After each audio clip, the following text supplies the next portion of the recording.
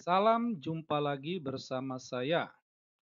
Kali ini saya mau mengajak Anda untuk membaca teks surat Paulus kepada jemaat di Efesus bab 2 ayat 20.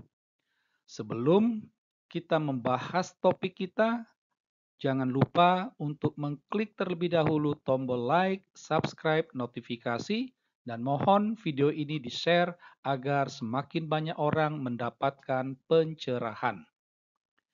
Kalau kita membuka Alkitab surat Paulus kepada jemaat di Efesus, kita menemukan teksnya ini sebagai berikut.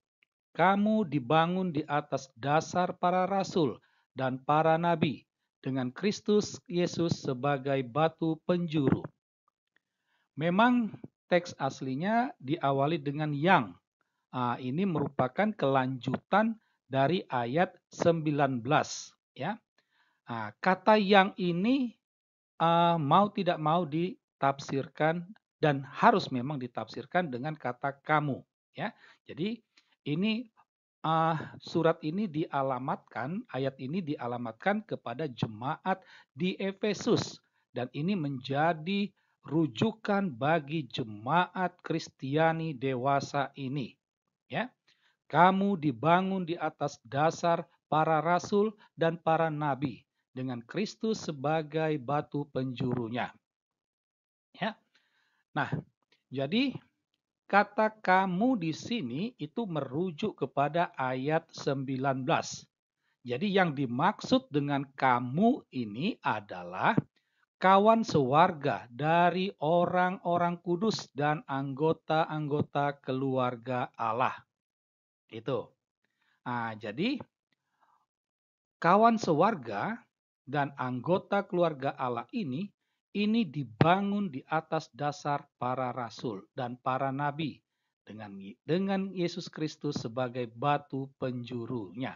Ya, jadi artinya pilar utamanya itu adalah Yesus Kristus. Ya, Yesus Kristus sebagai juru selamat dan ini sudah diwartakan oleh para nabi sejak zaman perjanjian lama. Dan apa yang diwartakan oleh para nabi ini diteruskan oleh para rasul. Jadi ada kesinambungan pengajaran di mana titik utamanya adalah Kristus Yesus sebagai juru selamat. Nah, sekedar diketahui, kawan sewarga dan anggota jemaat keluarga Allah ini dapat dipahami sebagai kumpulan jemaat Allah. Dan kumpulan jemaat Allah ini, dewasa ini dikenal dengan istilah gereja. Ya, memang lengkapnya adalah gereja Kristus. Tetapi secara sederhana itu disebut dengan kata gereja. Jadi gereja tidak hanya sebatas gedung, bangunan rumah ibadah, tetapi juga adalah kumpulan jemaat Allah. Tetapi yang harus diingat, kumpulan jemaat Allah ini dibangun di atas dasar ajaran para rasul.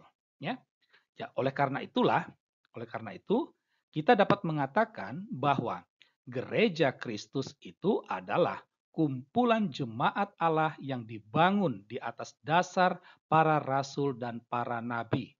Itu artinya atas dasar ajaran, ya, ajaran para rasul dan para nabi.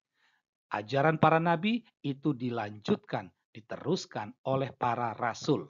Ya, jelas ya.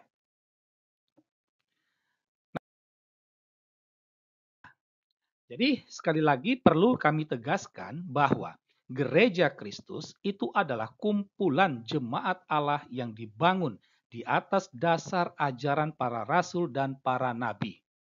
Oleh karena itu, kita bisa mengatakan pembalikannya, yaitu adalah jika ada kumpulan jemaat yang tidak berdasarkan ajaran para rasul, itu artinya bukan gereja Kristus.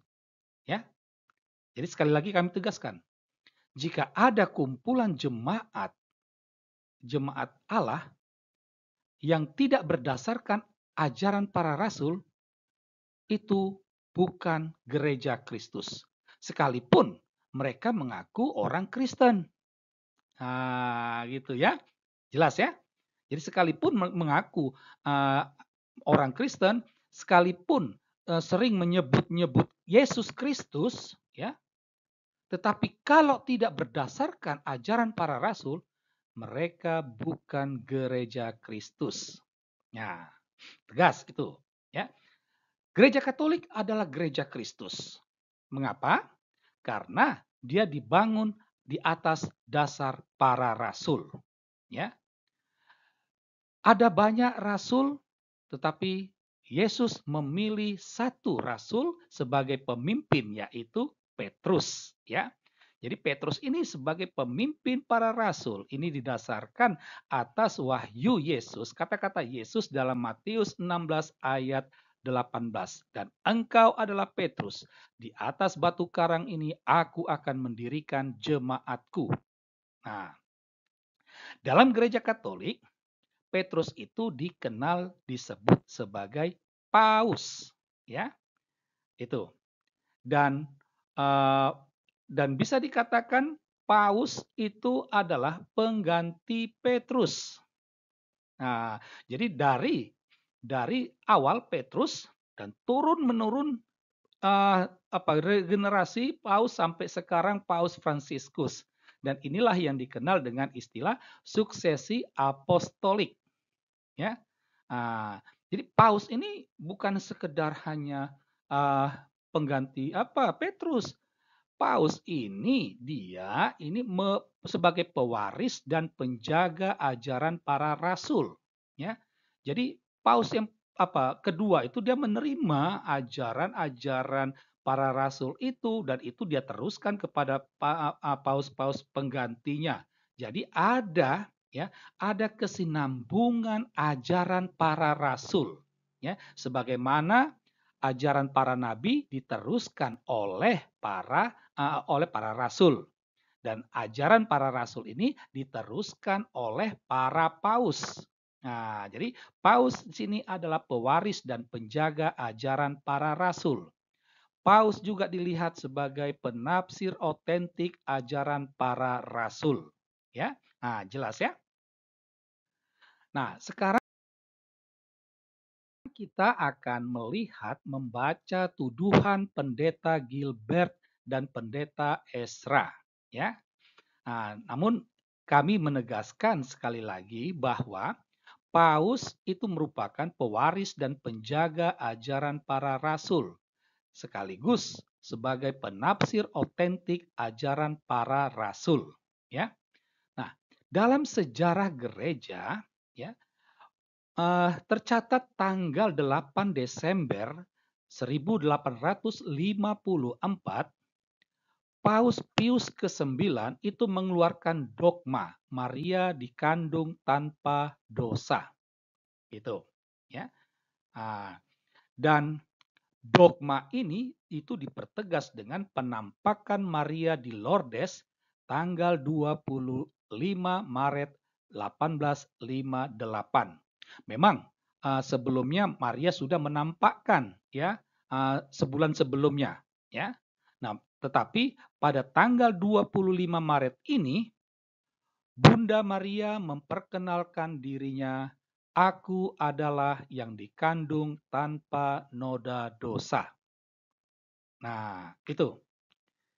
Jadi sebelum penampakan, sebelum Maria memperkenalkan dirinya, Paus Pius ke-9 sudah menyatakan dalam dogma gereja Maria dikandung tanpa dosa. Namun sangat disayangkan, ya, beberapa minggu yang lalu, ya, dua pendeta di Indonesia ini, pendeta Gilbert dan pendeta Ezra Soru, menyatakan Bunda Maria itu berdosa. Nah, ini sangat menarik. Nah, jadi mari kita coba membaca tuduhan pendeta Gilbert dan Ezra Soru bahwa Bunda Maria berdosa, ya. Nah, jadi ini dapat dikatakan ini merupakan ajaran pribadi dua pendeta tersebut, Ya, karena apa? Karena gereja, para rasul, Paus sebagai pengganti para rasul itu sudah menegaskan Maria tanpa dosa, tanpa noda dosa. Jadi kalau ada pendeta yang mengatakan Maria berdosa, ini merupakan pendapat pribadi, ini merupakan ajaran pribadi. Nah, karena ini berdasarkan ajaran pribadi, maka pertanyaannya adalah, apakah gereja yang dipimpin Pendeta Gilbert dan Pendeta Ezra Soru adalah gereja Kristus? Karena mereka yang mereka sampaikan adalah ajaran pribadi, bukan ajaran para rasul. Ya, jadi apakah gereja mereka ini adalah gereja Kristus? Silakan Anda jawab sendiri. Sekian dan terima kasih.